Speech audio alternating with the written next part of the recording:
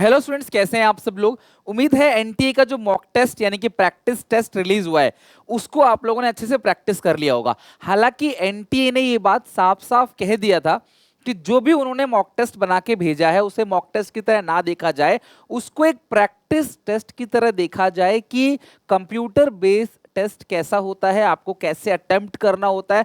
मैं उसके बारे में भी इन डेप्थ बात करूंगा कि आपको एग्जामिनेशन में किस तरीके से उसको अटेम्प्ट करना है, हर एक चीज का मीनिंग, किस तरीके से टाइम आपको कम लगेगा, क्योंकि मेन मुद्दा है टाइम का।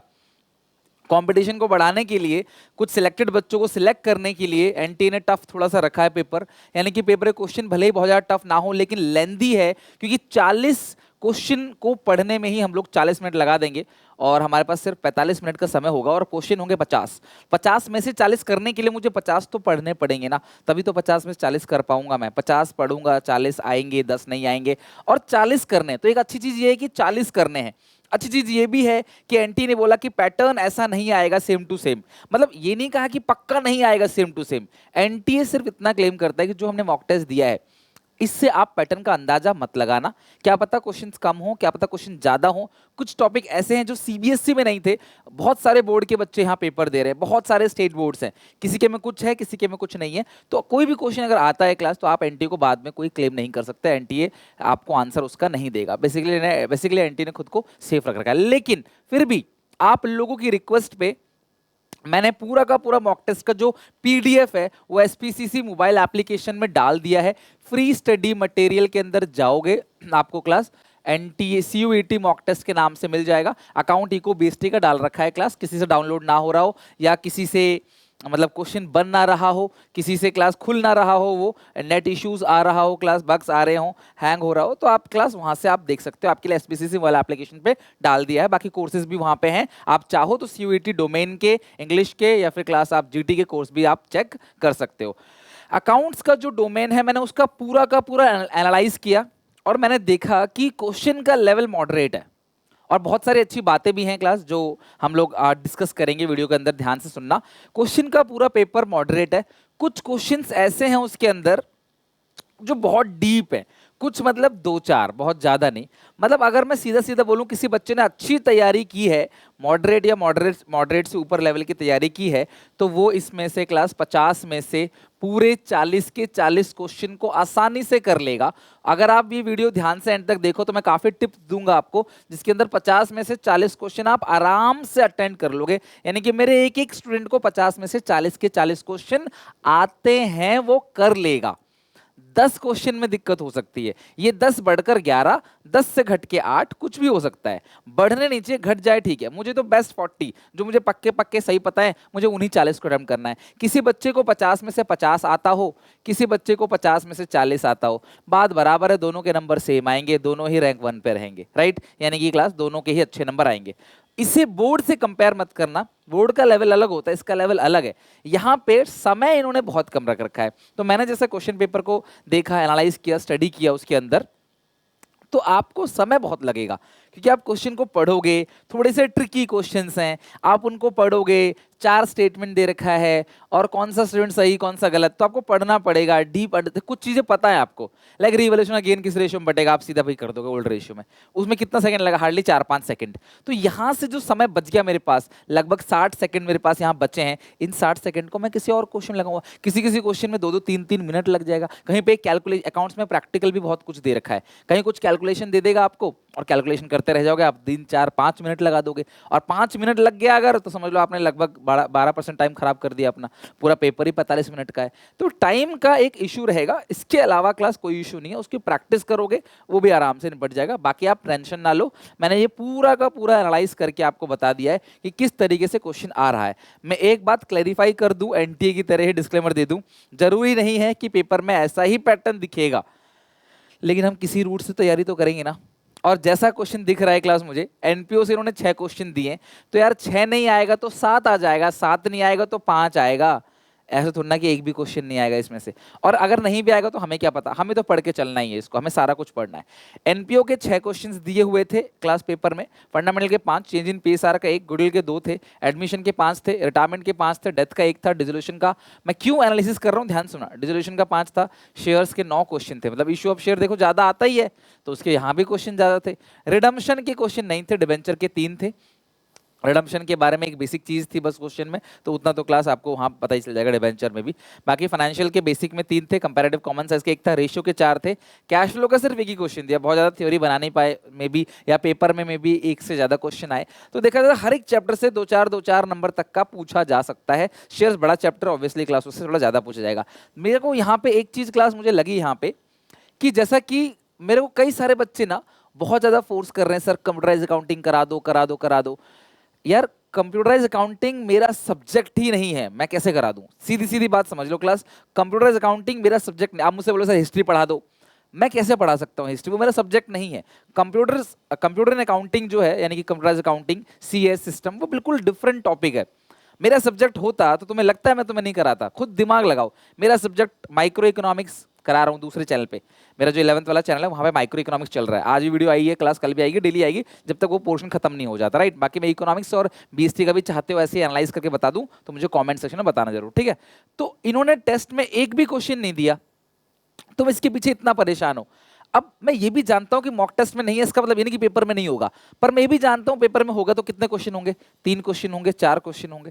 50 में से तुम्हें छोड़ दो, तुम 45 में से करने हैं, तुम्हें 45 में 40 करने हैं, हटा दो इन क्वेश्चन को। वैसे तो मतलब मैं अंदर से जानता हूं कि कंप्यूटर अकाउंटिंग पेपर में नहीं होगा, होगा भी तो एक दो क्वेश्चन होगा ज्यादा से ज्यादा, लेकिन मैं आप इसकी गारंटी नहीं ले सकता। मैं इंटरली फील करता हूं, अगर मैं आपकी जगह स्टूडेंट होता ना, मैं इनको छोड़ देता जो भी डिफरेंट चीजें हैं, लाइक इसको तो मैं छोड़ ही देता, बाकी सारा जी जान लगा के अच्छे से प्रैक्टिस कर लेता, बाकी सारा का सारा, राइट। कितने क्वेश्चन आएंगे इसमें से?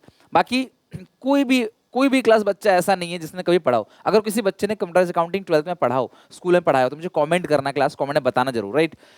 कोई भी एडजस्टमेंट ऑफ कैपिटल का क्वेश्चन नहीं था, क्वेश्चन था बट उससे पूछा नहीं था। रिडम्पशन में भी कोई भी एडजस्टमेंट ऑफ कैपिटल क्वेश्चन नहीं था, सॉरी रिटायरमेंट में, एडमिशन में, दोनों में एडजस्टमेंट ऑफ कैपिटल नहीं था। जो रिडम्पशन ऑफ डिबेंचर है उसके बहुत सारे नए नए रूल्स है, वो भी 12th में किसी बच्चे ने पढ़ा नहीं, वो भी नहीं था। बट मैं तुम्हें क्लास वो सब थोड़ा बहुत डिस्कस करा दूंगा। डिलीटेड पोर्शन का कुछ भी ऐसा नहीं आया था क्लास जिससे आपको टेंशन हो। तो देखो होता क्या है, अब मान लो एक बच्चा है, उसने admission, retirement, share, issue of debenture, cash flow उसको अच्छे से नहीं करा, लेकिन उसको एक चीज बताए, सर कंप्यूटराइज अकाउंटिंग। अरे भैया पहले बाकी सारा तो फिक्स कर लो, बाकी सारा एकदम अच्छे से फिक्स कर लो। मैंने पूरा का पूरा 1 शॉट वीडियो बना रखा है, हर एक चैप्टर का 1 शॉट वीडियो बना रखा है। फिर बच्चे बोलते हैं सर उसका अपलोड कर दो, वीडियो अपलोड कर दो। बेटा ऑलरेडी 1 शॉट बना हुआ है, वही चीज करना है, नथिंग डिफरेंट, कोई डिफरेंट नहीं है, बिल्कुल सेम है। फिर भी मैं 12th वालों के लिए नए सेशन के बच्चे को डाल रहा हूँ वीडियो फंडामेंटल का, तो अगर आपको फंडामेंटल को डाउट है वहां से देख लो, 1 शॉट वीडियो भी पड़ा हुआ है डिटेल। आप मेरा नाम लिख के ना आगे किसी टॉपिक का सर्च करो, कोई टॉपिक लिखो, आगे मेरा नाम सर्च करो, आपको वीडियो ऑलरेडी मिल जाएगी। एमसीक्यूज भी आ रही हैं 11th में, डेली बेसिस पे माइक्रो की वीडियोस आ रही हैं। यार आपको करना चाहिए, सब चीज मैंने दे रखा है आपको, यहाँ पूरा एनालिसिस कर दिया। फिर भी कोई दिक्कत हो कमेंट में मुझे बताना, क्लास में जरूर काम करूंगा उसके ऊपर। तो ये सब कुछ ऑलरेडी अवेलेबल, उसे फिनिश करो और इन चीजों के पीछे अपना बाकी सारा खराब मत करो।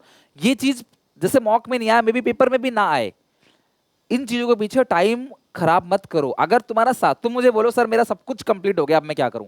मेरा सारा कंप्लीट हो गया है, अब मैं क्या करूं? तो मैं तुम्हें इसकी भी क्लास सॉल्यूशन दूंगा। डेली टॉपिक के पीछे पहले मेन सारा कर लो।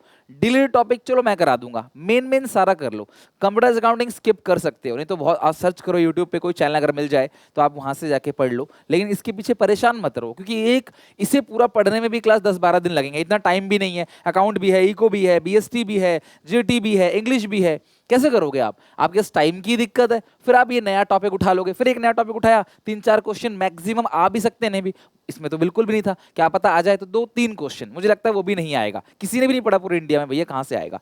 तो इसीलिए क्लास इन्होंने सिलेबस में पता नहीं क्यों डाल दिया, और एक क्लैरिफिकेशन भी नहीं दे रहे, खुद को भी सेफ रख लिया कि नहीं कुछ भी हो सकता है, हम कुछ नहीं कह सकते, जो कुछ होगा सही होगा, तो हमें कुछ नहीं कह सकते। अब मैं इसमें एज अ टीचर मैं क्या कर सकता हूँ? अब मेरी जगह अगर आप होते तो क्या करते आप, राइट? तो इन चीज़ों के पीछे परेशान ना रहो। मैंने तुम्हें जो ये एनालिसिस करके दिया है थोड़ा सा माइंड में रखो, this is not conclusive list कि हाँ इतना ही आएगा, लेकिन आएगा तो इसी के आसपास से ही ना, अलग से क्या पूछेगा आपको। बाकी डिलीट टॉपिक के लिए बहुत ज्यादा परेशान ना रहो। तुम्हें अभी क्या करना चाहिए क्लास, तुम वन शॉट को पूरा का पूरा अच्छे से खत्म कर लो। जो चैप्टर टफ लग रहा है, हर एक कॉन्सेप्ट क्लियर होना चाहिए, हर एक चैप्टर की थ्योरी। मैंने क्लास एक प्लेलिस्ट बना रखी है जो पूरी अकाउंट्स की थ्योरी कवर करता है, वो सारी थ्योरी देख लो। एमसीक्यूज भी कवर कर रखे हैं, वो भी देखो। कॉन्सेप्ट पे फोकस करो क्लास, और बहुत ज्यादा वो मत सोचो जो इररिलेवेंट टॉपिक है। बहुत सारे क्वेश्चंस, इतने अलग अलग ऑथर की बुक है, इतने अलग अलग की प्रैक्टिस सेट है। मेरे 3 मॉक आएंगे क्लास, जिसके अंदर पूरा ओवरऑल क्लास मैं कवर कर दूंगा पूरा का पूरा, ठीक है। उसको बना लेना। बहुत ज्यादा क्लास मॉक्स में परेशान होने की जरूरत नहीं है, बहुत सारे क्वेश्चंस ऐसे होंगे। एमसीक्यू में तो होता ही ऐसा है क्लास, हजारों लाखों क्वेश्चंस होते हैं, कुछ ना कुछ सब कुछ पढ़ने के बाद भी क्वेश्चंस ऐसा आएगा जहां पे कंफ्यूजन होगा। उसको छोड़ दो, हमें अच्छे अच्छे 40 क्वेश्चन को फिक्स करना है। उसके लिए हमें माइंड को काम रखना पड़ेगा, चिल रखना पड़ेगा, बहुत ज्यादा घुमाना नहीं है दिमाग को इधर उधर, right. Try to gear up speed, आप कोशिश करो कि स्पीड को बढ़ाओ, है ना क्लास। यानी कहीं ना कहीं अगर आपको 45, अगर आपको क्लास 45 मिनट्स के अंदर 40 क्वेश्चंस करने हैं, तो आपकी स्पीड अच्छी होनी चाहिए। स्पीड रियली आपका मैटर करता है। अगर आपकी स्पीड अच्छी है तो डैम श्योर क्लास आप कर जाओगे। अगर आपकी स्पीड अच्छी नहीं है तो आपको दिक्कत हो जाएगी। स्पीड बहुत मैटर करेगा। दूसरी बात, एबनॉर्मल क्वेश्चन जितने भी हैं अभी आप स्किप कर दो क्लास। पेपर में 10 क्वेश्चन स्किप करने का मौका है, जो कि बहुत है। 50 में से 10 क्वेश्चन हटा देने हैं, तो जो भी टेढ़ा मेढ़ा क्वेश्चन होगा, परेशान करेगा, उसको हटा देना, बाकी सारा तो आप कर ही लोगे। तो इस तरीके से क्लास अगर आप प्रिपरेशन करोगे तो बहुत अच्छे से आप अकाउंट्स में स्कोर कर जाओगे। अकाउंट्स आप बिल्कुल, रेदर देन कि आप रोने के लिए, परेशान होने के लिए पॉइंट मत ढूंढो, कमियां मत ढूंढो। बहुत सारी कमियां हैं हमारे एजुकेशन सिस्टम के अंदर। एजुकेशन सिस्टम में बहुत कमी है। सबसे बड़ी कमी तो कोई क्लैरिफिकेशन नहीं देते भैया। अगर आप जानते हो कि यार बच्चे को बता दो यार आ रहा है नहीं आ रहा है, ये भी नहीं है क्लास। तो अब हम सारे टॉपिक करेंगे, देखो कम आए वो चीज़ चलती, किसी टॉपिक से कम आए, किसी टॉपिक से आए ही ना। तो आप देखो मॉक टेस्ट में इन्होंने हर एक, मतलब इनका जो प्रैक्टिस टेस्ट है, इन्होंने हर एक चैप्टर के क्वेश्चन दिए हैं। अब कंप्यूटराइज अकाउंटिंग नहीं दिया। कंप्यूटराइज अकाउंटिंग कोई छोटा एक टॉपिक थोड़ी है, 4 यूनिट है उसके अंदर। चारों के 4 यूनिट को पढ़ना, फिर पढ़ के उसमें एक्सपर्टीज हासिल करना। पहली बार तुम लाइफ में पढ़ोगे वो, फिर उसमें से क्वेश्चन ना आए तो तुम्हारे बाकी चीज़ों की तैयारी खराब हो जाएगी। जो बाकी टाइम है ना तुम्हारे पास, वो टाइम इज लिमिटेड। सोचो तुम्हारे पास सिर्फ 15 दिन, 15 से 17 दिन बचे हुए हैं, बस 17-18 दिन तुम्हारे पास बचे हैं। अगर तुम्हारा पहले स्लॉट में जल्दी से पेपर हो जाता है तो कैसे करोगे इतनी सारी चीज़ें। तो यार क्लैरिफिकेशन देते नहीं है, मैं क्या करूँ। आप लोगों से ग्राउंड लेवल पे तो हमें डील करना पड़ता है। बट कोई नहीं, मेरे कहे अकॉर्डिंग अगर आप चलोगे तो आई एम श्योर ये क्लास एक अच्छी पॉलिसी है। फिलहाल के लिए बाकी सारी चीज़ स्ट्रॉन्ग कर लो, अच्छे से प्रैक्टिस पे बनाओ। तुम चाहते हो कि मैं तुम्हें एनटी का मॉक टेस्ट भी यहाँ पे यूट्यूब पे कराऊँ, तो मुझे कॉमेंट में बताओ, सपोर्ट दिखाओ, शेयर करो इस चैनल को, इस वीडियो को सारे दोस्तों को क्लास पहुँचाओ। सब लोग बोलोगे मिलके तो क्लास उसको भी हम लोग प्रैक्टिस सेट भी यहाँ बना लेंगे, ठीक है। तब तक के लिए God bless you, take care, bye bye, मिलते हैं नेक्स्ट वीडियो में।